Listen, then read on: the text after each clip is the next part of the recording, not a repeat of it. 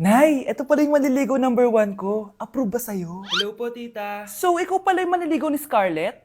Ano ang kaya mong ibigay sa anak ko? Hindi man po ako mayaman, pogi naman ako. Pas sa walang pera? Sa daming luho ng babaeng to, hindi mo mabubuhay yung anak ko. Di naman importante yung pera na eh. Basta pogi. Next! Lu, mukhang pera to. Oh.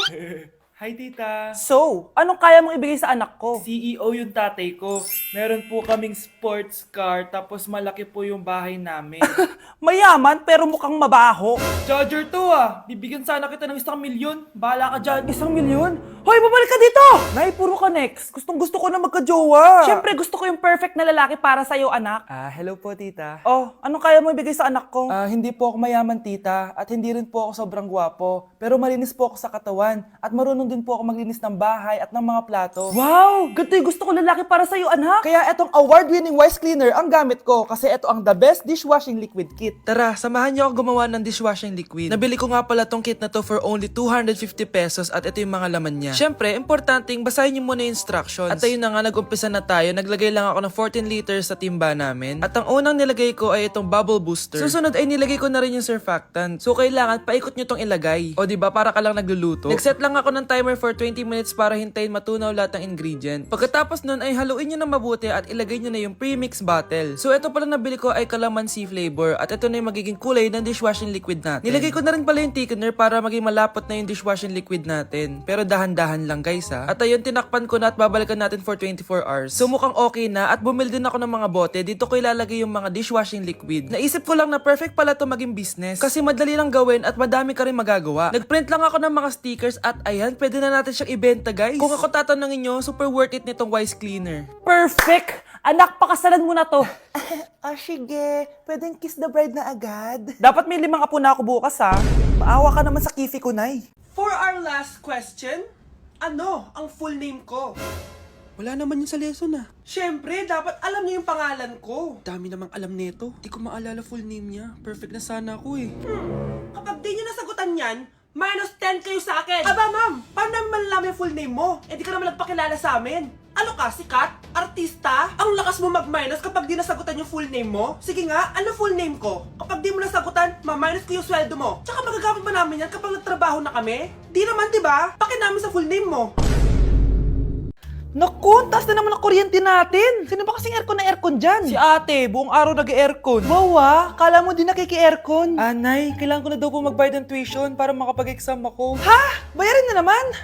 Sige anak. Nay, due date na pala ng internet natin. Baka maputulan tayo. Oh, isa pa yan. Naku, sabay-sabay na. Oh, wala na rin pala naman to ref natin. Naku, kailangan na natin mag-grocery. Nay, nagpadala na daw si tatay. Ay, buti naman.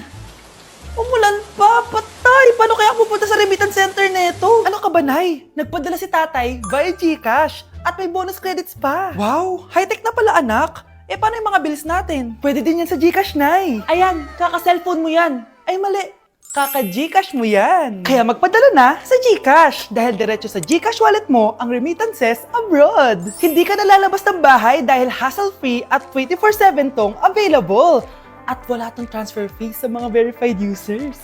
Just open your GCash app and go to your GCash wallet. Itap nyo lang yung cash in at go to global banks and partners. Hanapin mo lang kung saan remittance partner siya nagpadala. I-enter mo lang yung mga kailangan na details at makukuha mo na agad yung pera, o diba? Grabe anak, ang bilis na pala ngayon. O diba, Nay? Kaya mo? I-GCash mo! Iba na talaga ngayon, no? Nung panahon namin, ang layo pa ng pinupuntahan namin para makapagpadala. Hulaan ko, Nay, tumatawid pa kayo ng bundok at ilog, no? Nay, sorry. Napagastos ka pa tuloy sa pagpapa-hospital sa akin. Ano ka ba, anak? Nawala na nga sa akin yung kuya mo, di ba? Ayoko namang mawala ka din sa akin. Hello po, good morning. Dok, ano po balita? Makakalabas na po ba si Scarlett bukas? Ma'am, may good news po ako. Pwede na po lumabas si Scarlett bukas. Salamat sa Diyos! Hindi na ako magiging pabayang ina. Ayoko na maulit yung nangyari sa kuya mo. Nay, ano pala nangyari kay kuya? Hindi mo pa nakakwento sa akin yun. Ha? Bata pa yung kuya mo, anak, nung nawala ko siya sa palengke. Mare, magkano tong sitaw? 50 na lang sa'yo, Mare. Ang mahal naman, Mare. Pwedeng 20 na lang to. Mga laruan ba yun? Ang ganda nun na. O siya, sige na, kumare naman kita eh. Ayun yung gusto ko sa'yo eh. Tara na, anak. Anak, anong lugar na to? Nasaan yung batang yun? Nasaan na si nanay? Nay! Anak! Ate, May nakita po kayong bata dito? Ay, wala po akong nakita eh. Saan na ba yun? Anak! Simula noon, hindi ko na nakita yung kuya mo, Scarlett. Hanggang sa may pumuntang pulis sa bahay natin. Ang sabi nila, patay na daw siya. Grabe naman yung nangyari kay Kuya Nay. Ang lungkot naman po pala nung nangyari sa kuya ni Scarlett. Sige na po, ma'am. Kailangan ko pa po bisitahin yung mga ibang pasyente. Sige po, Doc. Salamat po. Anak, ang importante, makakauwi ka na bukas. Opo, Nay. Makakapag-thirst trap na ako ulit.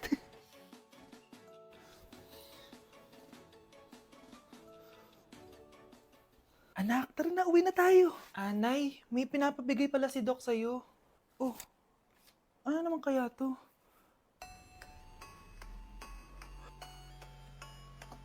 Paano nangyari yun? Bata, gusto mo ba ng pancake? Oh, para sa'yo. Tamang-tama, nagugutom ako!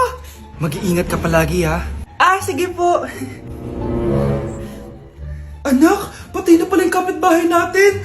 Na-aksidente daw. Yung palagi naka-jacket, Nay? Oo, anak. Kaya ikaw, mag-iingat ka palagi, ha? Ha? Paano patay eh? Nakita ko pa lang siya kanina. Naku, sinasabi ko sa'yo, anak. Binumulto na naman tayo. Binigyan niya pa nga ako ng pagkain eh. Pagkain? Huwag mong kakainin yan! Ano gusto mong mangyayari sa'yo? Ano yun, Nay? Kinain mo? Anak? Sinasabi ko na nga ba eh! Papatayin na kita! Huwag mo ko patayin! Wag!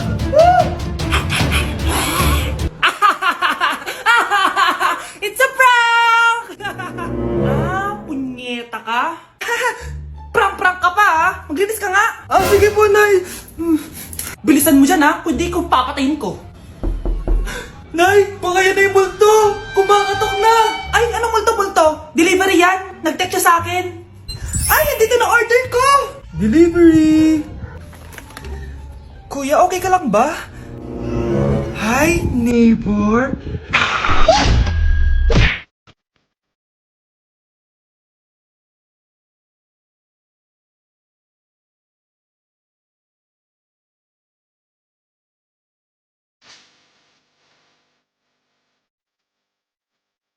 Hoy kayo matulog na kayo. Kapatin ko na yung wifi. Sige na. Buti na lang may data ako. Babe, okay na. Babe, para kang tae. Bakit naman, babe? Kasi hindi kita kayang paglaruan. Parang tanga to.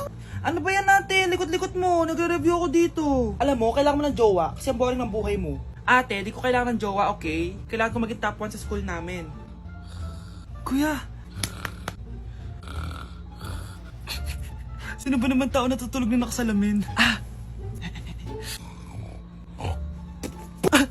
Ngeta naman, Kyle! Natutulog ako, di ba? Hindi ako yun natutulog ako eh. Kung ayaw matulog, mapatulog ka.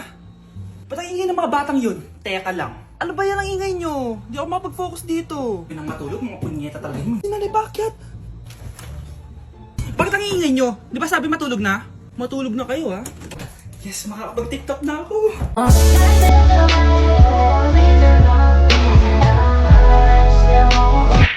Bayahid!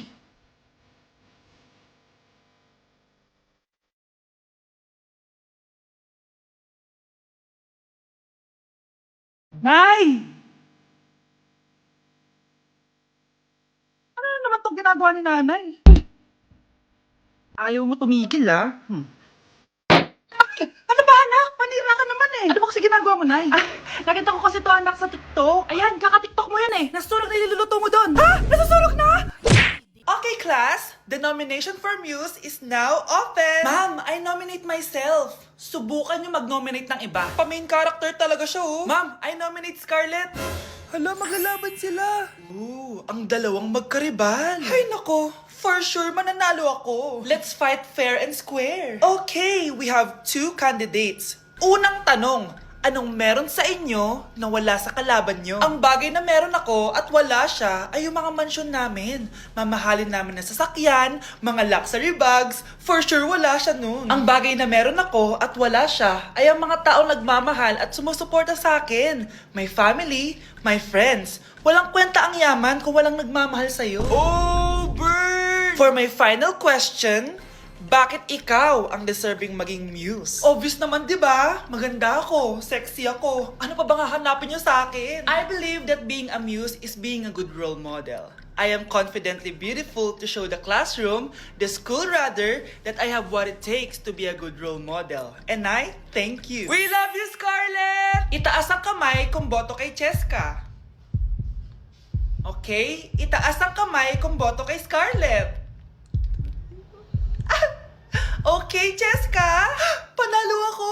Pwede ka nang bumalik sa upuan mo. Meron na tayong bagong muse, si Scarlett! Deserve!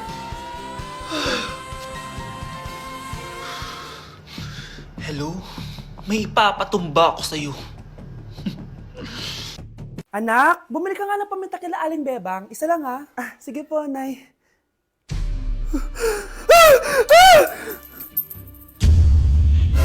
Nay, itapon mo yan! Ikakamatay natin yan eh!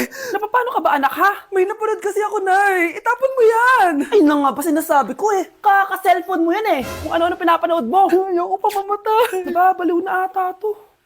O kalma, ikaw ay magtiwala, maniwala, sapagkat sa Diyos nagmumula ang pagpapala. May mga pagsubok tayong Bakit nawawala ang laman ng class funds, ha? Sinong kumuha na ito? Ma'am, kilala ko po kung sino yung kumuha. Oh, Samantha, sino kumuha? Sino pa ba, ma'am? This is Scarlett. Ha? Wala akong kinukuha. Scarlett, ikaw pala yung kumuha ng class funds? Sumama ka sa principal, ngayon na.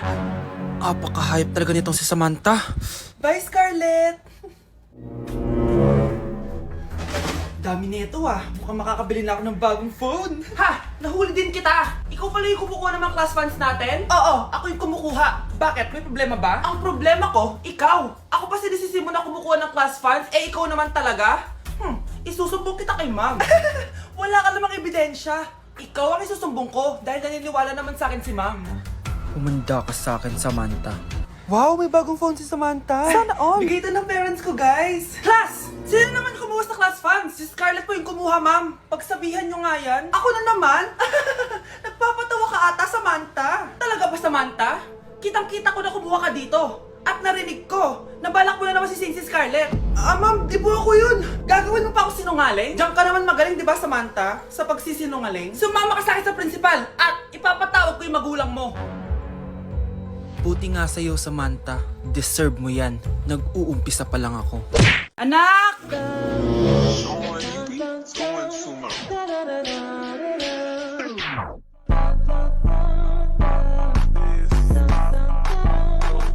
Ang galing natin, anak! Ano ba yan, Nay? Sinira mo yung TikTok ko. Aba, buti nga sumasali pa ako sa TikTok mo. Ang galing ko kaya. Uulitin ko na lang. Huwag ka nasasali, ha? Subukan mo mag i-post yan. Di ka nga marunong magganto, eh.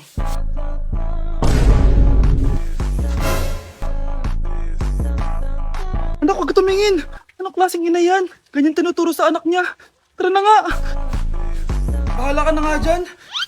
O, di ba ang smooth? Anak? Anak! Nay, nasira po yung cellphone ko. Kailangan ko pa naman to para sa school. Anak, sorry, wala pang pera si nanay. Pero huwag ka mag-alala, anak. Kapag nagkapera si nanay, bibilang kita agad, ha? Sige po, Nay. Saan kaya ako hahanap ng perang pambili ng cellphone ni Kyle? Nay, kailangan ko po pala ng bagong sapatos. Gagamitin ko po kasi para sa PE. Sige anak, gagawin ko ng paraan ha. Tsaka po pala, Nay, kailangan ko po ng bagong laptop kasi magka-college na ako. Ako bahala, anak. Nay? Nay? Nay? Bagong sapatos? Bagong cellphone? Laptop? Paano nabili lahat ni nanay ito? Nay! Kyle, yung nanay mo. Nasaan po si nanay? Nasa hospital ngayon yung nanay mo, Kyle. Mas inuna niyang bilhin yung mga kailangan mo kaysa sa mga gamot niya. Nay!